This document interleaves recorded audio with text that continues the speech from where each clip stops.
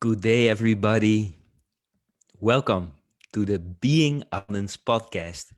My name is Koen Buchter, and again, I'm with my great friend, Sujith Ravindran, one of my special people in life, a guy that helps so many people, countless souls with who he is, a contemporary mystic. Sujith, nice to meet you again. Lovely, lovely. Thank you. Thank you, Koen.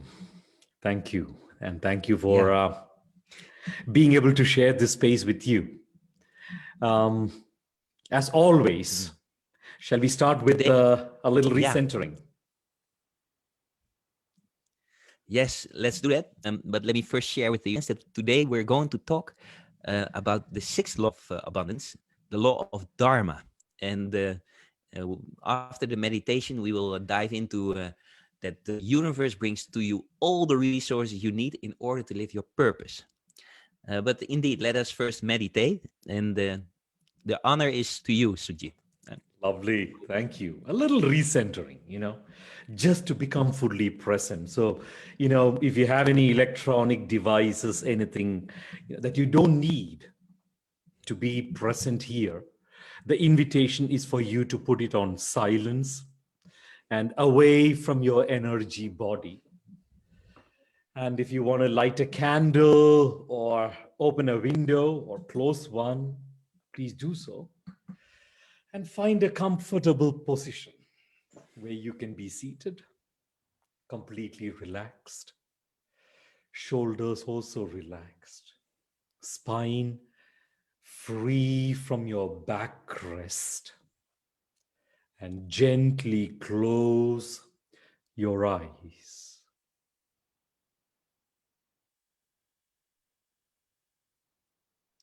And become aware of your whole body. Move your attention across your body.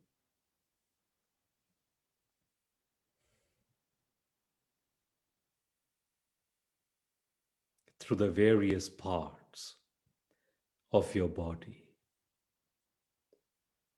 And notice any ease or lightness.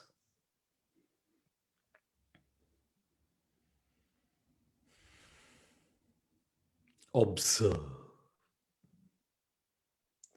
and notice any heaviness or discomfort.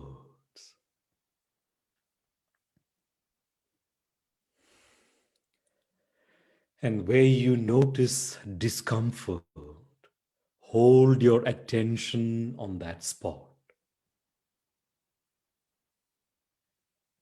And breathe deeply into that spot and release.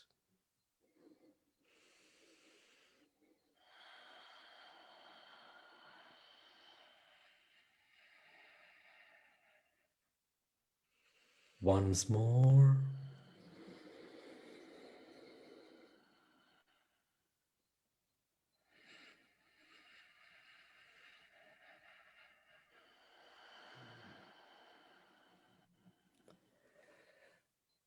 And gently bring your attention to your heart region and feel your heartbeat.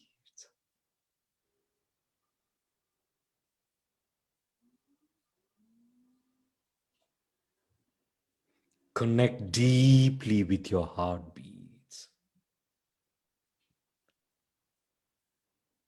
Continue to remain in that connection always as we gently return back into this space.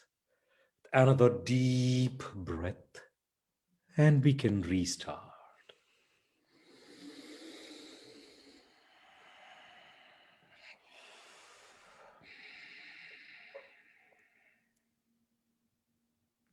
Mm. Thank you. Thank you, Sujit. Um, how beautiful it will be if every soul on this planet would take just a few minutes every day to feel silence and to feel this connection with life, well, I can only start with the man in the mirror, like Michael Jackson sang. So let's do that. Thank you for now. Um, Sujit, we're talking today about the sixth law of abundance, the law of dharma. And the concept of dharma is very known in the Eastern world, the world where you grew up, India. But for us here in the West, dharma sounds almost like a dish that we can order. What is dharma? You know, there is a very mystical, holistic understanding of dharma, but for the purpose of this conversation, it is sufficient for us to understand that dharma refers to our reason for existence, our purpose of existence, true purpose of existence. Maybe the Dutch word levensdoel comes a little close to that. If you would Mm, take the levensdoel part and expand it, to connect with destiny rather than a doel, a destination, then it could mean dharma. So yeah, dharma is that purpose for our being, our beingness. yeah. I remember that once you shared with me that the dharma of the seed of a tulip is to become a tulip, and the seed of a rose is to become a rose. And within the seed, it's already contained that it will be a rose if life is sustaining it and helping it to grow, if it gets some water. Um, but if we look to ourselves and you talk about purpose, dharma as purpose, that has the idea that we are actually born with a certain purpose. It's not like, oh, Koen is just an accident of the universe. No, I'm actually here and now with a certain purpose. It's already in the design. Is that what you're saying? Very, very, very much. It's a measure of your wisdom, your awakening, Kun, that you recognize this, that none of us are accidents. Mhm. None of us are accidents. Even when I am conceived through an accident, it's not an accident. No.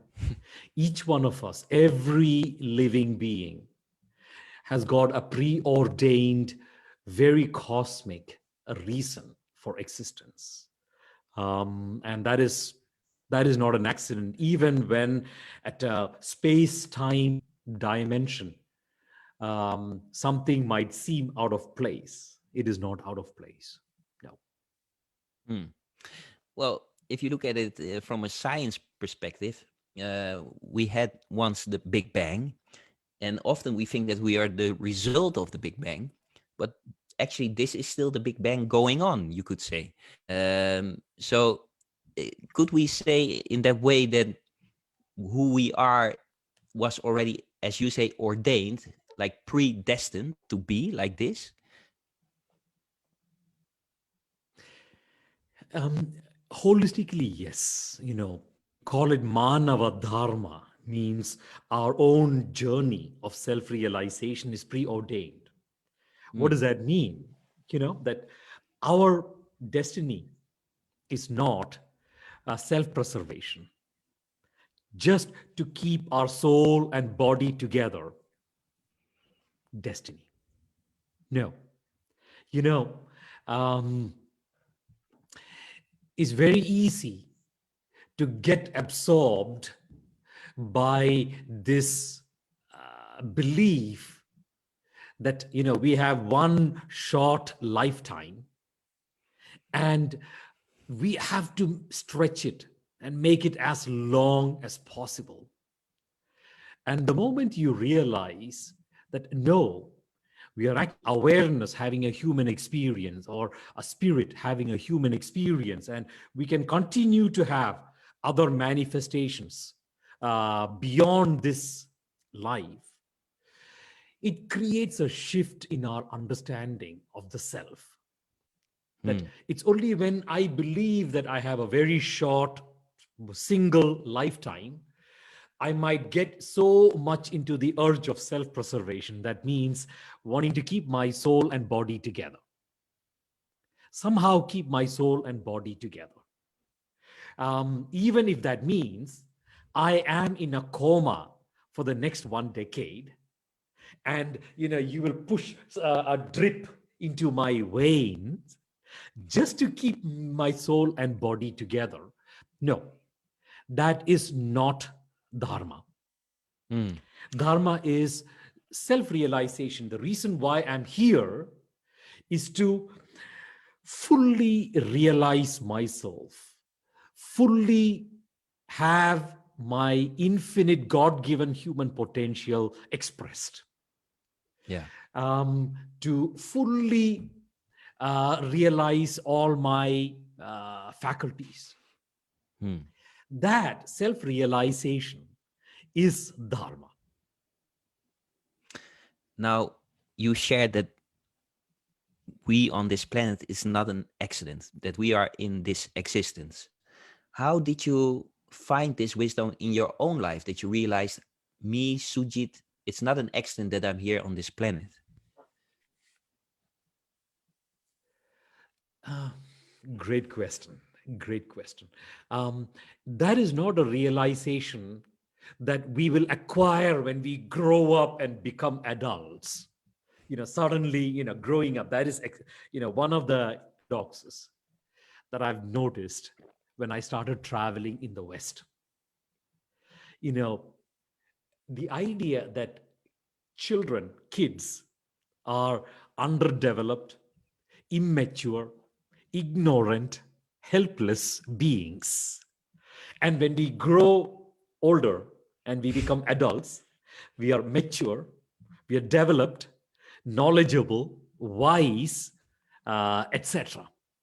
And we as adults, we have this immense responsibility of guarding these little kids who are ignorant and helpless. Um, what the mystics, the masters know is something completely different. And you don't have to ask my 6-year-old son. He of course knows that his parents are stupid and he is super smart, but that's not what I'm referring to. If we can listen and understand every kid, their communication language, then we will understand them express that they are all knowing. They are completely realized, Satchit Ananda, in full recognition of truth, in full awareness, and in full bliss. They are like that. It's just that we cannot understand them because we don't have access to their language. So, back to your original question, Koen, my starting point is to recognize that each one of us, we are born recognizing that we are not an accident. There is some very profound divine perfection in our being, in our birthing, in our being born.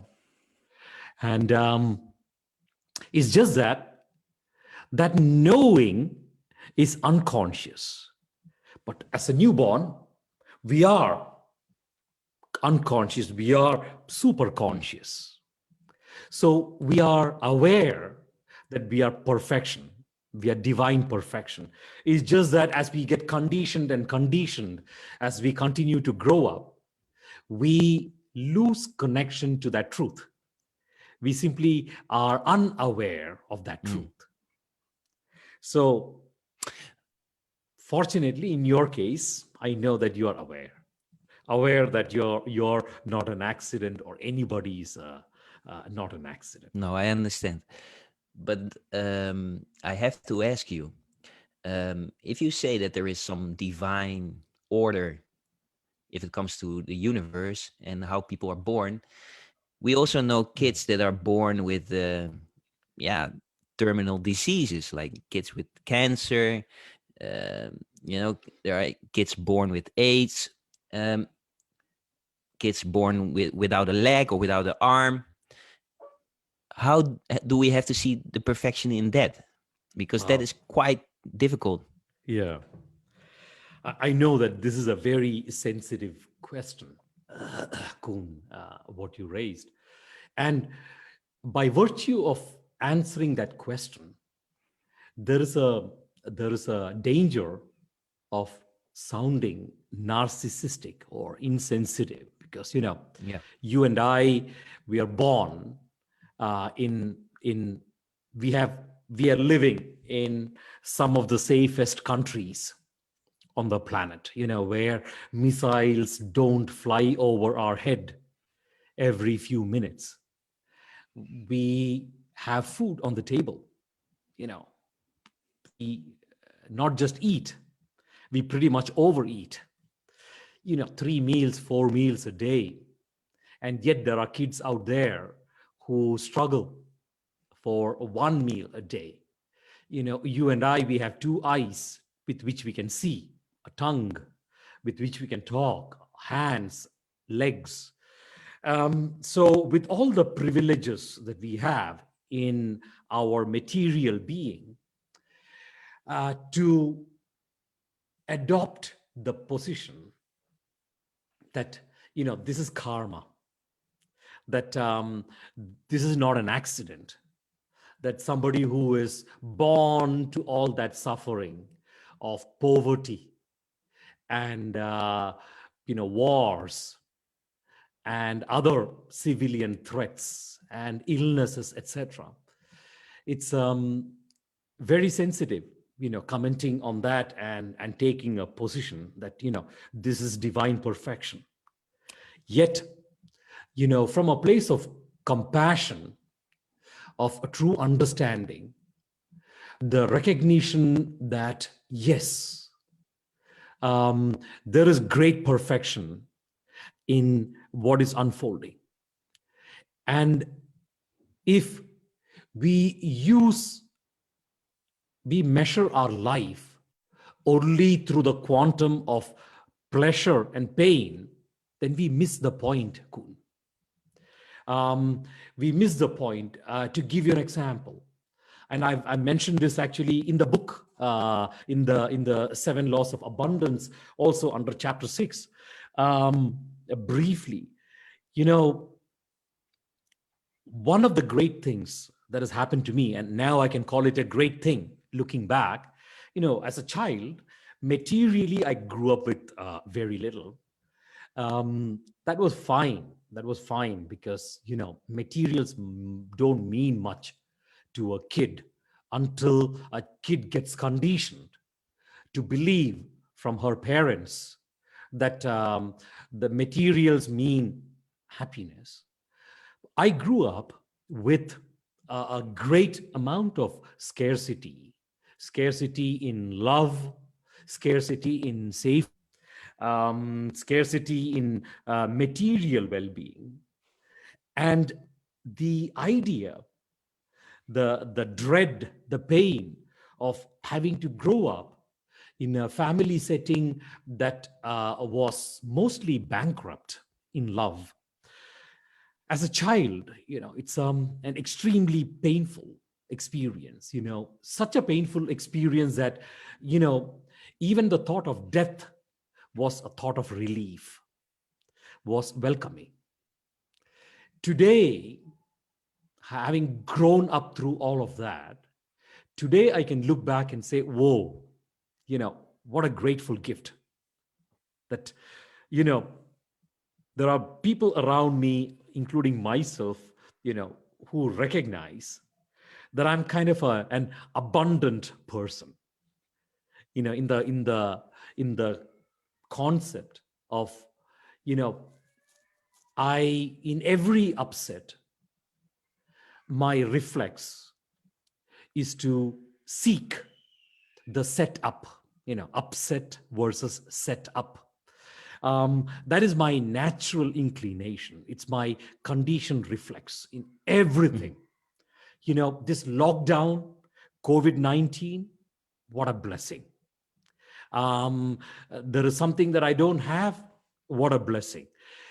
Um, and I can connect the dot now to how I grew up as a kid. That this abundance consciousness was awakened within me um, through that upbringing, through that suffering. So if God would appear in front of me and ask, okay, Sujith, what would you like to rewrite from your childhood? You know, I would tell God, like, um, save your time. There are others who could benefit from your presence. I'm in a good place. Um, we need to look at life holistically, not through the lens of pleasure and pain, to understand that we are all in a perfect journey. And the moment I can adopt that thought, I can fully own that belief that we are all perfection, we are not sinners, and our life is not about every day waking up and asking for forgiveness, but rather it's about celebrating the reflection of divinity that each one of us are. Our suffering takes a completely new dimension in life. We suddenly start noticing, wow, pain is just awakening so many unforeseen dimensions in my life. It is making me a deep, rich, loving, forgiving, compassionate human being. That realization just starts coming.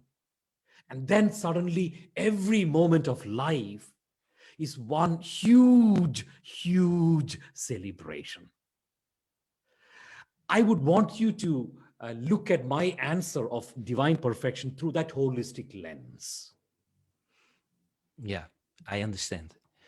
Um, I have to say, for me, it's sometimes challenging still to see every day, every moment, the divine perfection of everything. I mean, uh, it is actually quite a challenge also to know that if something happens to you, which is maybe an upset, as you say, to see always it as a setup. I know I am someone that is optimistic, and that sees in every human being in under sometimes some layers beautiful beings.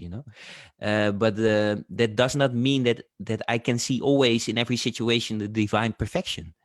So how can we train our minds, or maybe observe our minds better, or that we are actually more capable of seeing that upsets our setups? Mm. Wow.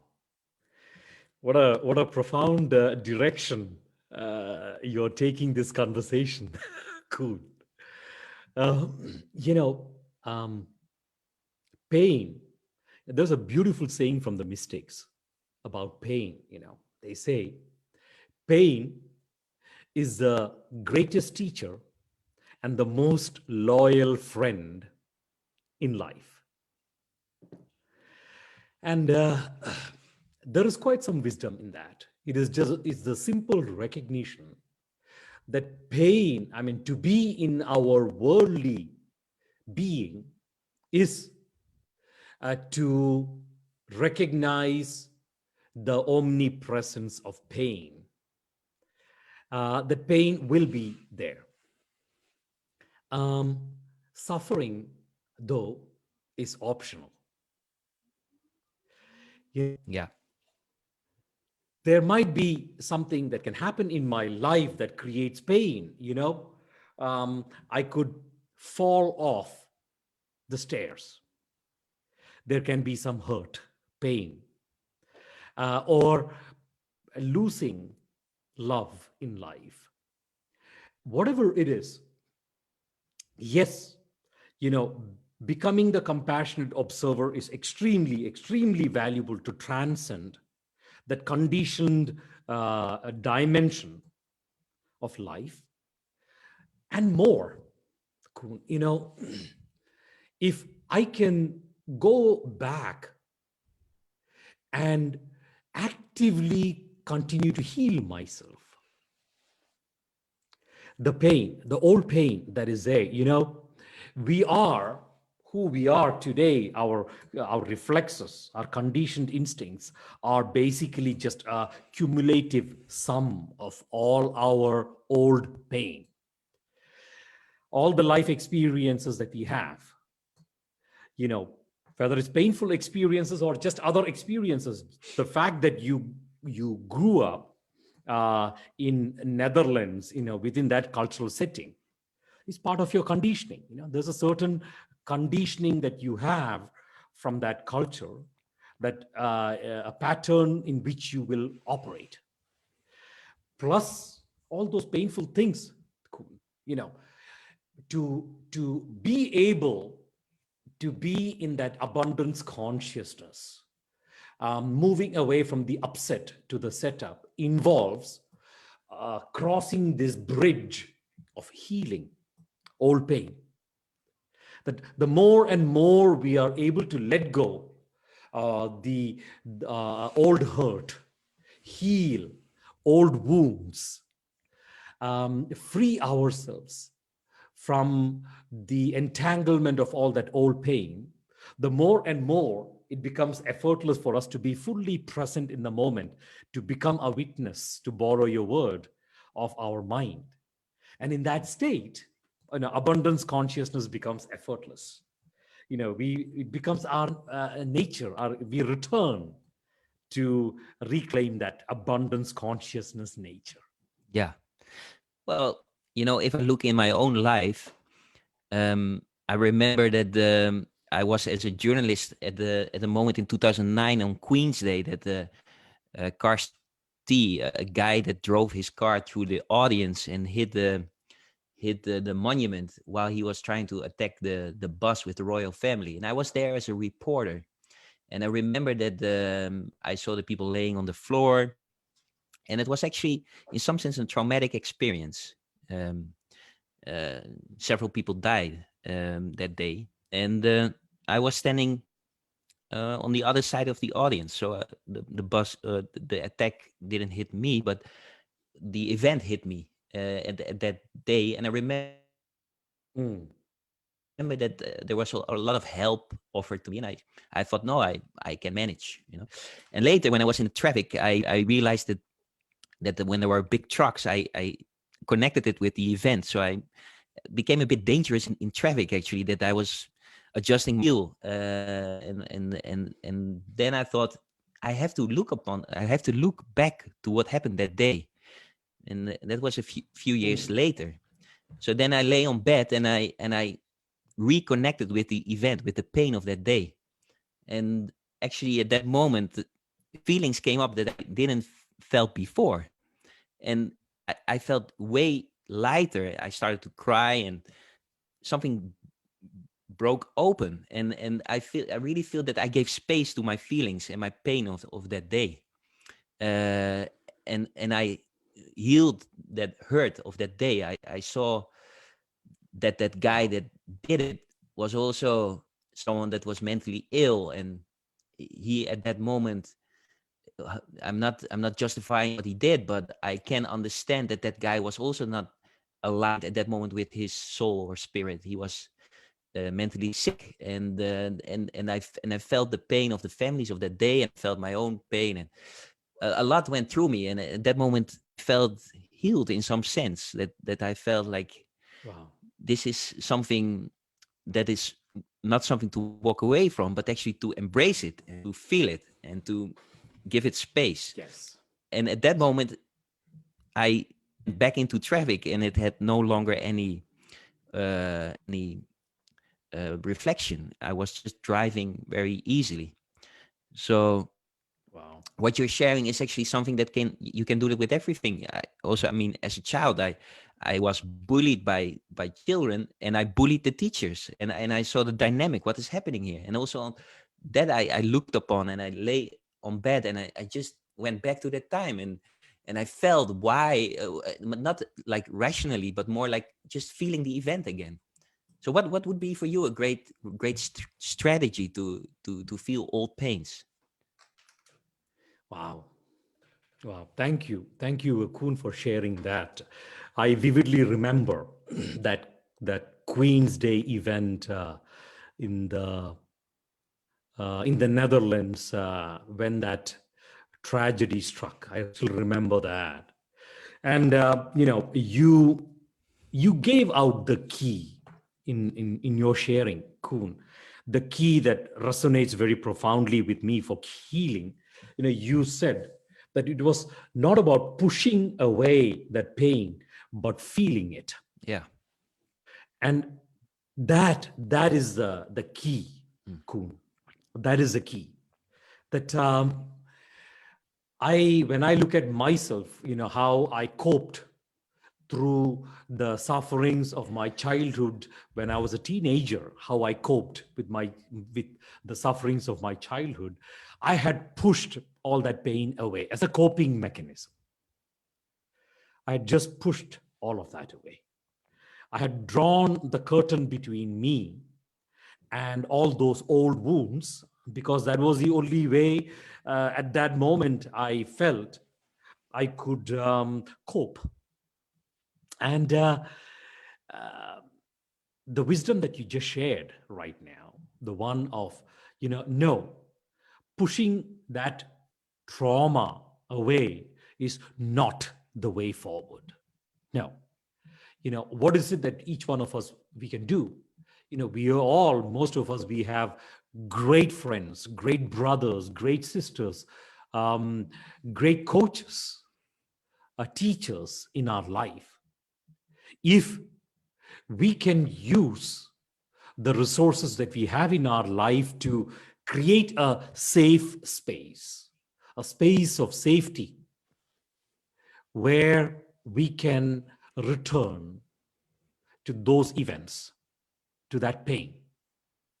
Just relive that event. But now, from this place of pure awareness that you have, live, relive that pain.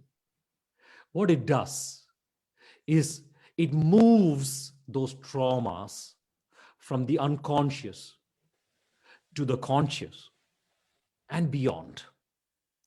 And what we will be left with after that is not anymore the trauma. It's just the memory left. Yeah. It's just a memory, and that memory doesn't have any more in it. No emotional charge in it. It's just a memory like the 10,000 other memories that we have of our childhood. It's just Yes. one other memory.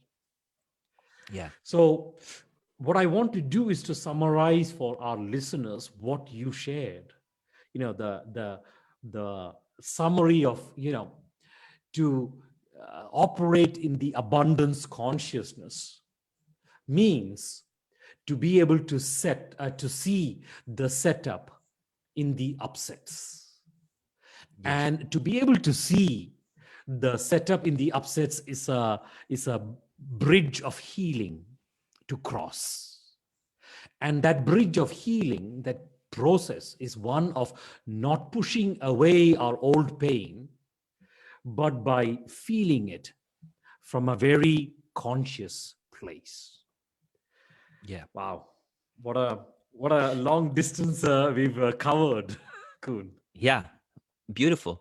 The thing is, at the moment that you can relive the pain and see that suffering from indeed a place of awareness, to observe without judgment, to just allow it to be the way it is, you give it space, and in that way the suffering will fall away, and indeed the memory will just be there, and it's just a memory.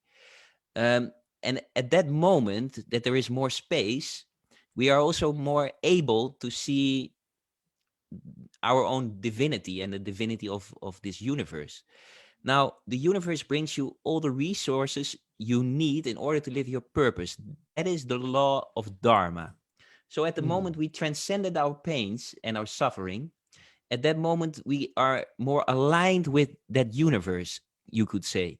um, why is it that at that moment that we are more aligned with that universe, why is it that it then brings also all the resources that we need to live that purpose that we have?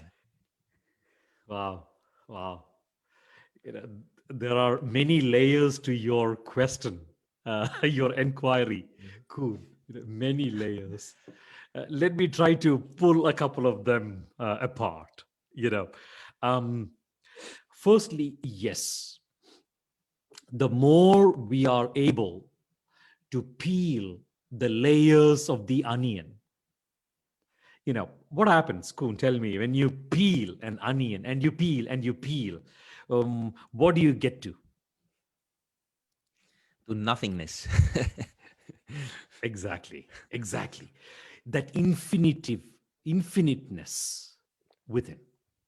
It is, and that infinite nature is our true nature. You know, timeless, spaceless, um, of pure potentiality.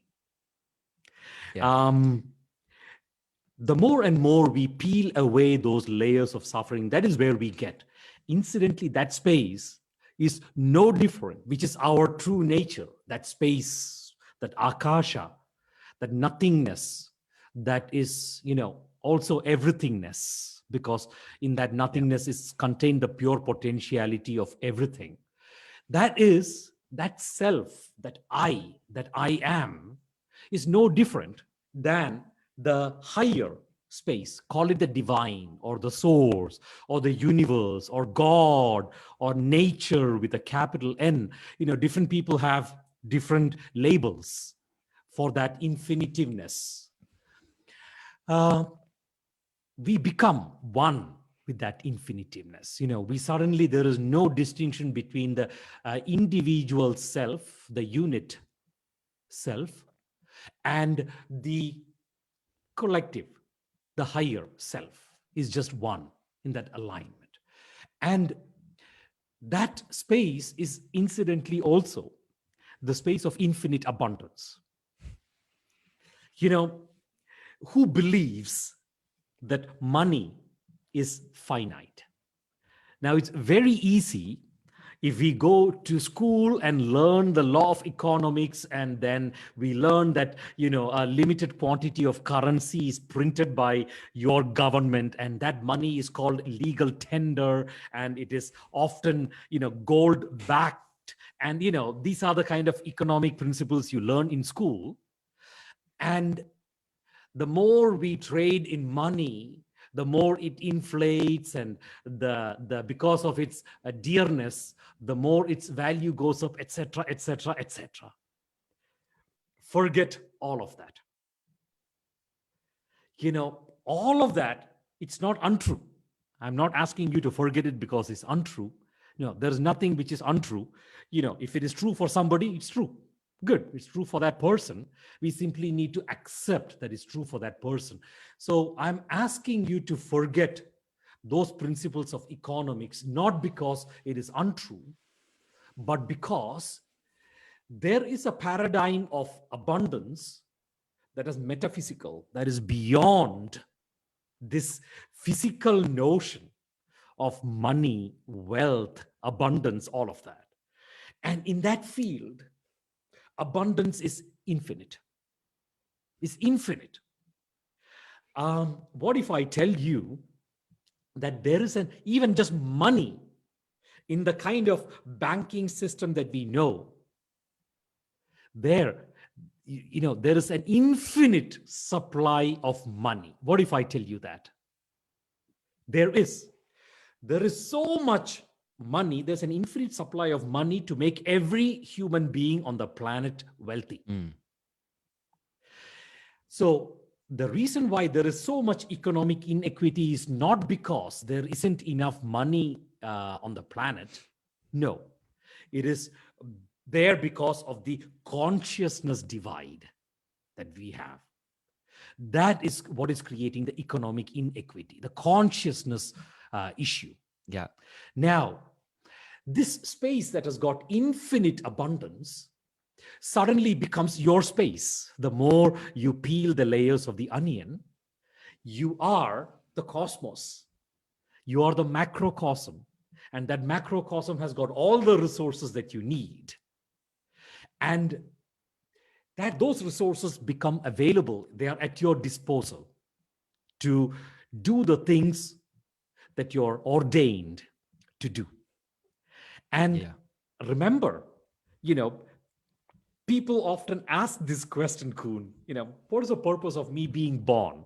Because after all, in a few decades, I'll die.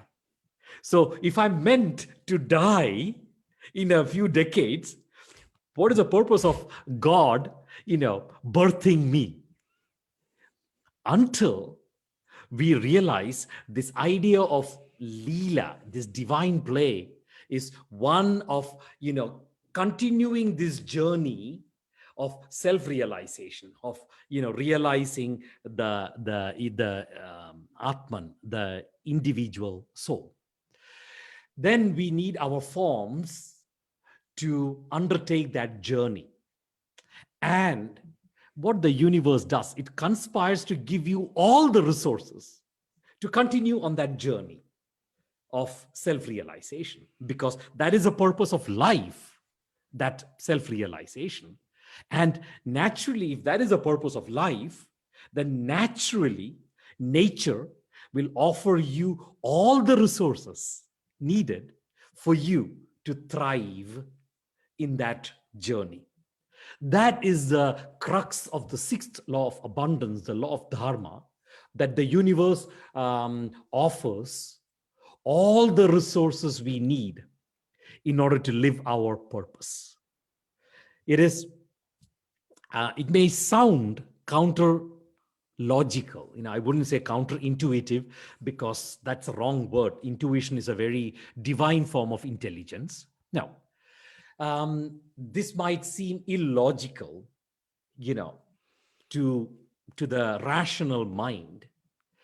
But the people that I know who have actually undertaken this experiment of, resigning from their mundane job, or walking out of the toxic relationships, or leaving behind an unhelpful city, etc., they have attracted all the resource they need in order to be happier and happier every day.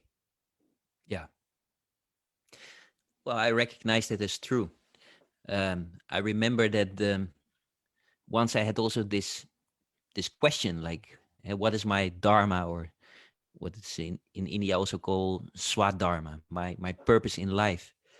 And I remember that you said, try to think back up when you was a child, that at that moment that you did that thing, that you experienced spirit, that you went totally in it, and that your mother called for dinner and you didn't realize that she called you because you were so caught up in what you were doing.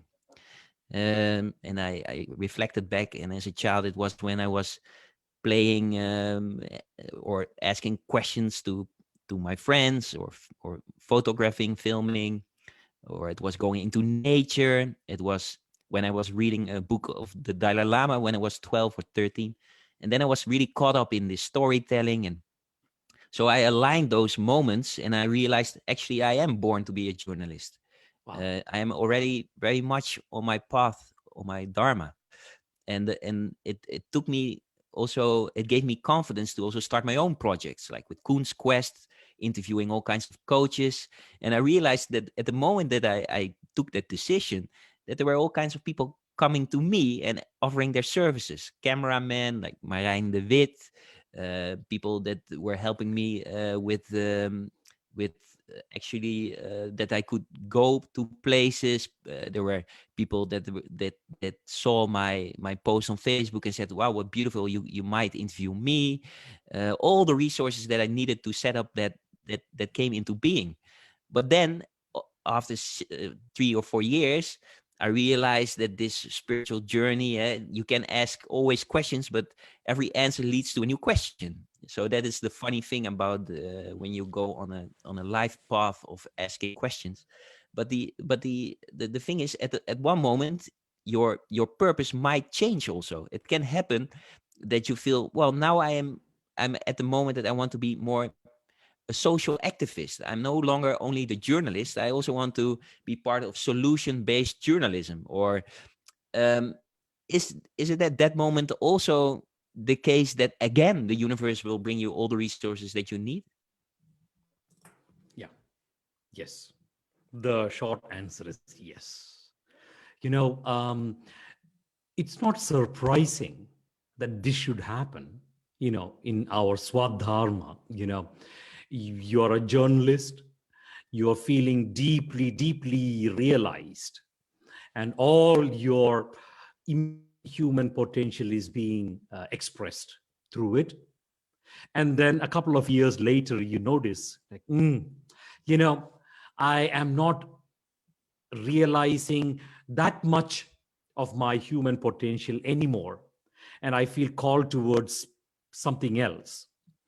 Absolutely. Because we cannot look at our swadharma, our holistic purpose for or purpose of existence, through professional endeavors. That is the wrong way to look at it. Then we narrow, we pigeonhole our swadharma, and that is not the right way to go about it. That is also very damaging. Um, Instead, the best yardstick is to constantly ask yourself, how is my divine potential, how much of my potential is being realized today through the things that I am active with? You might notice that the system that was helping you fully express your divine potential 3 years ago is not doing it anymore. And you feel a certain draw towards traveling, maybe, or writing, or something else. Like, right now, you're so active in the Being Abundance movement, and you're giving such great leadership to so many activities there in helping people realize or connect with their abundance consciousness. Maybe that is a space where you suddenly feel like, yes, now I feel like I'm fully expressing my infinite God-given potential. That is the best yardstick to know if I am living my swadharma in any given moment. Like 3 years from now or 5 years from now, you might reach another moment of self-inquiry. You know, Deep inside, I feel I'm not completely realizing my infinite God-given potential. What needs to be added or subtracted in my life to get back to that peak experience and peak performance? That means constantly revising our lives. You can call it constantly reinventing our portfolio of worldly engagements. It's important so that we continue to remain in that dimension of peak experience and peak performance. Peak performance just ensues, follows peak experience, by the way. Um, so the summary here for me, Koen, is always to revisit my life and ask, the way I have set up my life today, am I getting a sense of my inner child, dancing every morning like my two kids do through every moment of their lives? Is my inner child bouncing, dancing? Is there a spring on his feet? Is he laughing, crying, fully living through every moment? If it isn't, then it is a moment to revisit our life. And I know that, Koen, you've been one curious friend and bystander on this, on of my 2020 evolving out of this startup that I was involved in for 1 decade with a very, very dear friend of mine, who I'm super happy to recognize as a very, very, very dear friend even today. You know, I stepped out of that adventure. It was an adventure. It was a great, great adventure. And that adventure still continues with great leadership with a number of people. But I stepped out because of this Swadharma inquiry. That, am I waking up and feeling like that little Sujith inside me is dancing and bouncing like on a trampoline? The answer was no, wasn't. And which is a natural thing, that if you catch yourself for the next 30 years being operating within the same configuration from 30 years ago, then I would get very curious. I would get very curious that, wait a minute.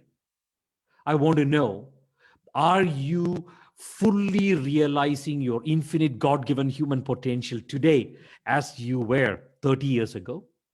So in our configuration plane, the 4 dimensions, the space and time dimension, the configuration needs to evolve. It must evolve. That is a law of nature, for us to fully realize our human potential. And that is the best measure to know if I'm living my dharma or not in any given day. Yeah. When I read your book, I subtract a wisdom that I would also like to speak with you about. And the wisdom that is subtracted from your book, the 7 laws of abundance, the 7 mystical laws of abundance. Your karma informs your dharma. What do you mean with this? That sentence? We should also keep track of time. Huh? I'll keep this very, very short. Very short. It's this has been a very special call, Koen. The depth, the dimensions that you opened up in this conversation is been amazing. It's been different from the last calls. In the last calls also, we have tapped into these dimensions, but to a much smaller extent. So it's amazing that we are building into this space more and more with each call. Karma informing dharma. Very often, most of the people that I meet, actually, they are very deeply inquiring what their dharma is, their purpose of existence is. And they try to realize their immense God-given potential through so many different adventures.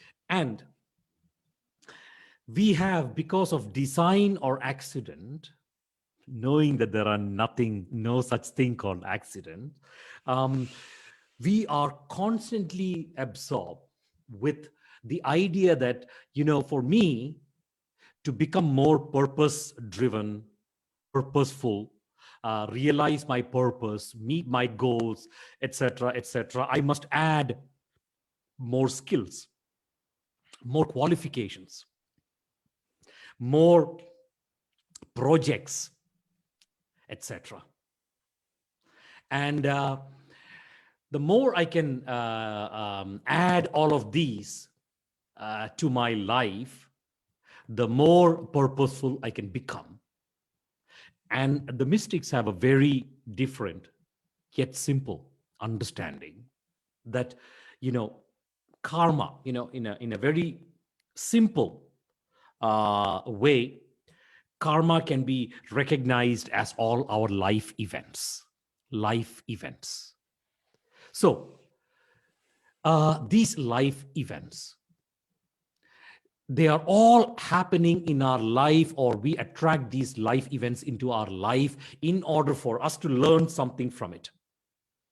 There's a life lesson that comes to us through each event, through each experience, whether it is the experience of having grown up in the Netherlands, or it's an experience of sexual abuse as a child, or flirting with drugs, or the first love cheating on us, or anything.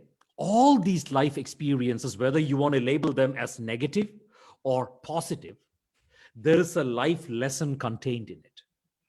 And it is the sum of all these life lessons that equip us to fully live our dharma. It Our is purpose. not the masters from Oxford that is going to help you. Those are great enablers. They will facilitate the journey that you're on. But truly, what equips you to fully realize your dharma is your life lessons. Yeah. And those life lessons come from your karma. So that is a Yeah. connection between karma and dharma. Yeah. Well, I have to say, I recognize that also. I think about my own girlfriend. She is what I would call streetwise. She grew up in Mexico City, and there she didn't have the best education. But here in Holland, she studied the school of photography.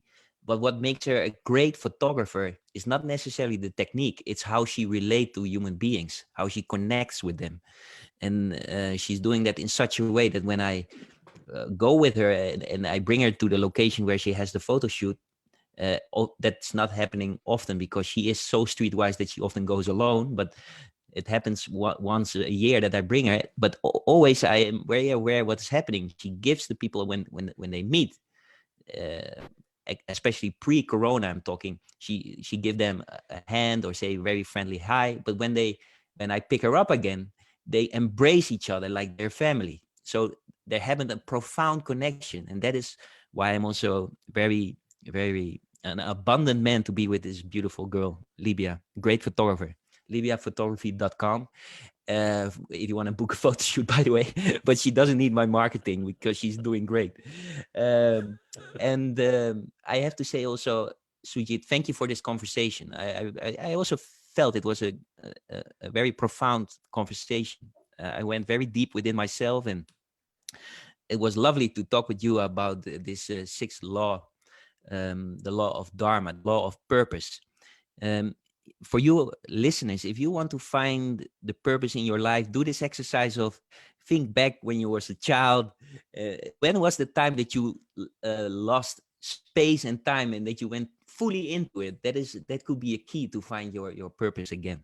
And Yeah. also look back to all your life events because they are also pointers to what your purpose is in life. Sujit, thank you so much for this talk. And for people that want to connect with us, go to facebook.com/beingabundance.org. Um, and yeah, let's talk again next week. Thank you for now, Yeah. Sujit. Yeah. Koen, Yeah. before we say goodbye, for the audience, the good news, Mhm. the news that is really exciting us today is the news that we have, after nearly 1 year, less than 1 year, 3 seasons of laboring, hundreds of people coming into our orbit and walking this abundance path, this path of practicing the abundance consciousness together. After all of this, we have found the date for, or the date has found us for the formal launch of the global abundance, the being abundant movement. Mm. So the date is going to be the 13th of April. 13th of April, considered a very auspicious day. 13th of April, we are going to have a launch ceremony, a live streamed launch ceremony of the Being Abundance movement. And that is not the end. That's actually going to be a new beginning. It's uh, going to greater things to really touch humanity to help more and more of us embody the abundance consciousness. And as a consequence, manifest more and more abundance on the planet. Yeah. 13th of April, we have that date. So I just want to put it out there for our audience. And it's at the end of the hour. And yes, right back at you, Koen. I want to say thank you. Thank you for holding space. Thank you for your incredible inquiry. Thank you for the profound sharings. And thank you for being such a dear friend. You're welcome. And we'll keep meeting again in this life or in other lives. But thank you for now. Have a nice day. Thank you.